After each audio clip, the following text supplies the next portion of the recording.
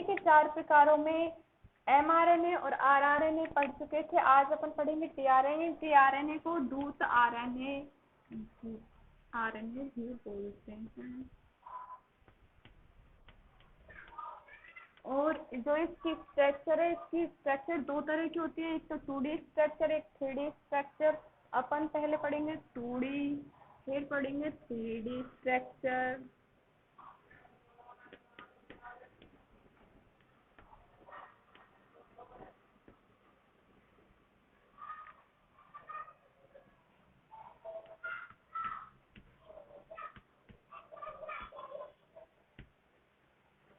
जो 2D model होता है यह अक्रियात्मक रूप होता है।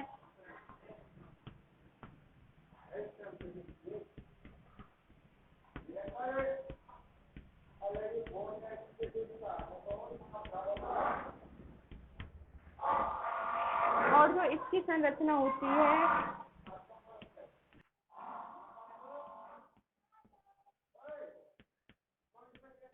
इसकी संरचना क्लोवर लीफ मॉडल की जैसी होती है। इस क्लोवर लीफ के जैसी होती है, इसलिए इसे क्लोवर लीफ मॉडल भी बोलते हैं।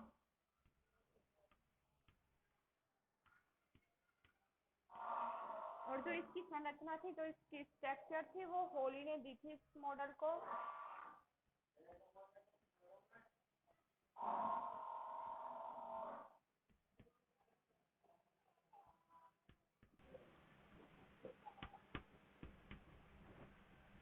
होली एक वैज्ञानिक थे जिन्होंने इस मॉडल को दिया था, इसकी 2D स्ट्रक्चर दी थी।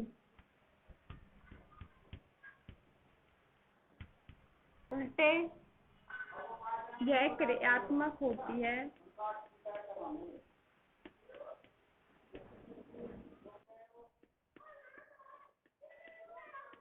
यह क्रियात्मक होती है। इसकी संरचना होती है जो उल्टे एल के समान होती है।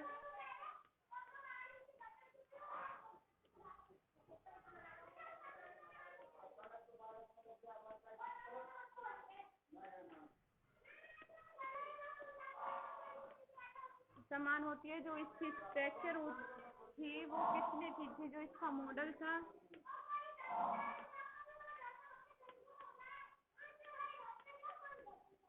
लोग ने दिया था।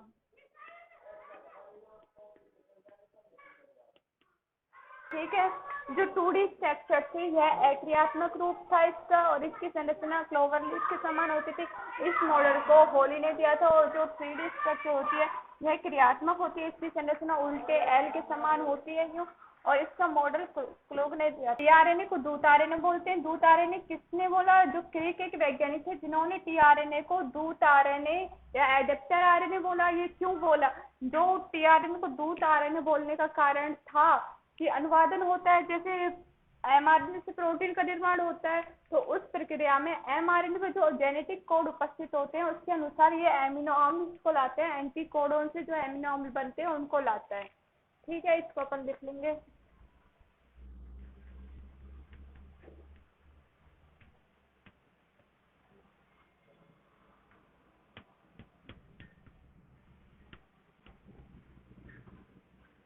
क्रिक ने टीआरएनए को क्या बोला? Adapter RNA. एडेप्टर आरएनए बोला। और क्यों बोला?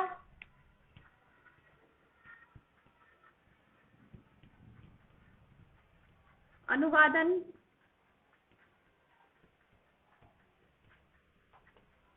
की प्रक्रिया के समय एमआरएनए पर उपस्थित एमआरएनए पर प्रेजेंट जेनेटिक कोड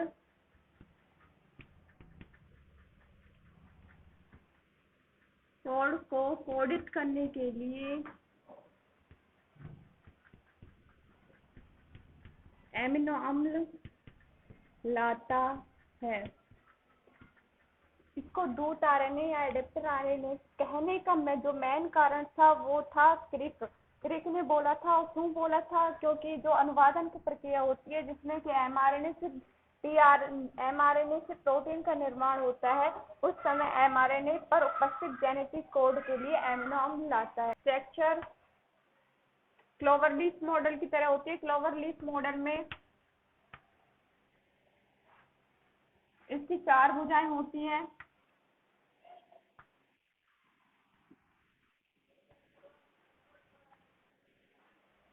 और इसमें 3 लूप होते हैं।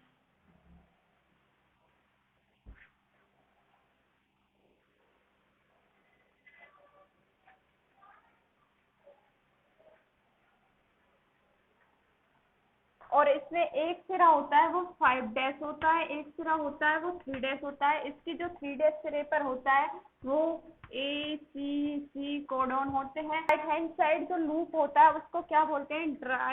डाई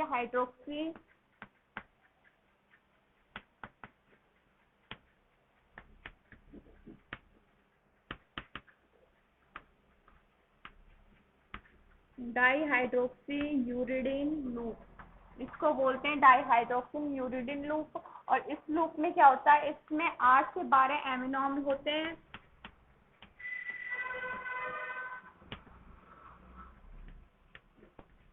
8 से 12 एमिनो एसिड्स होते हैं और जो इसको शॉर्ट में अपन DHU लूप भी बोल सकते हैं।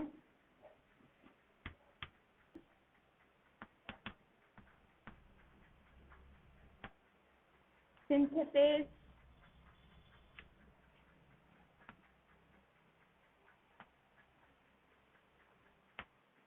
एंजाइम पाया जाता है जो कि क्या काम करता है? बंधन स्थल का काम करता है। पीछे वाला लूप होता है इसको UAC, इसको एंटीकोडॉन लूप बोलते हैं। एंटीकोडॉन लूप, इस लूप में क्या होता है? इस लूप में होता है 7 एमिनो एसिड प्रेजेंट होते हैं। भुजा पर जो ये भुजा होती है, इस भुजा पर mRNA पर उपस्थित जेनेटिक कोड के अनुरूप एंटी संपूरक कोडॉन प्रेजेंट होते हैं। ठीक है,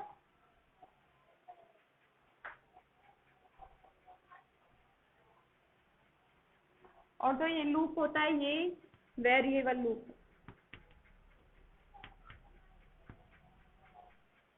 लेफ्ट साइड जो लूप होता है इसको TCC लूप बोलते हैं। इस लूप में 7 एमिनो अम्ल होते हैं, एमिनो एसिड्स। और ये क्या होते हैं? ये जो 7 एमिनो एसिड्स होते हैं और जो ये TCC लूप होता है, इस TCC लूप में यह राइबोसोम के लिए बंधन स्तर प्रदान करता है। राइबोसोम के लिए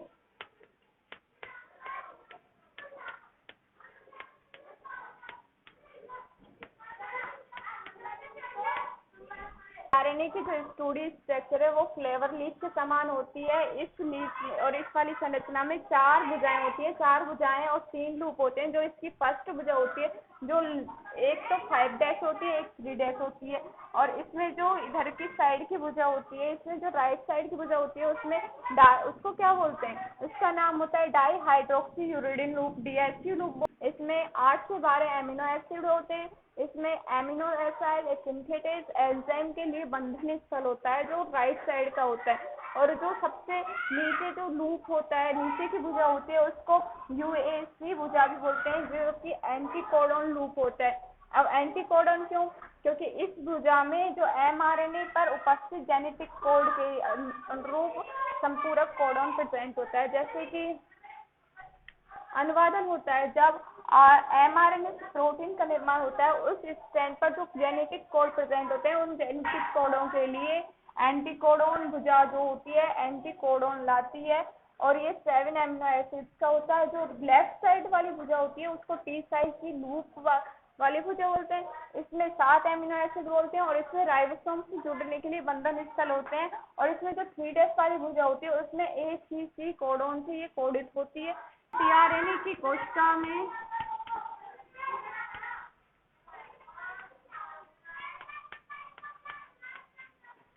15% मात्रा होती है,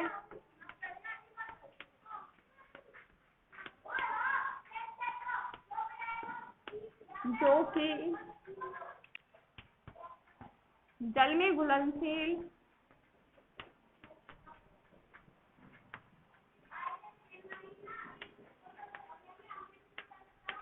होता है तथा यह सबसे छोटा मॉलिक्यूल होता है।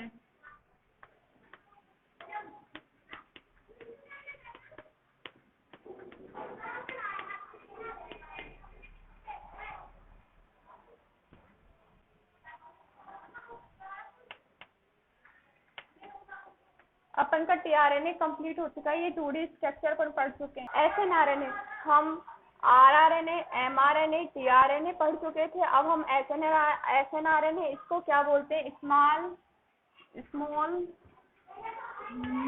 Nuclear RNA.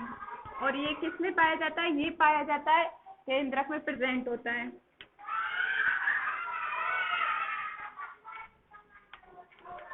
केंद्रक में प्रेजेंट होता है। यह यूकैरियोट्स में परिपक्व आरएनए के निर्माण हेतु प्रोटीन के साथ संयुक्त होकर स्टीरियोसोम कॉम्प्लेक्स का निर्माण करते हैं। हम स्टीरियोसोम कॉम्प्लेक्स को SNRUP भी बोल सकते हैं। मतलब क्या है इसमें? SNRUPS का मतलब है small ribo nuclear protein complex.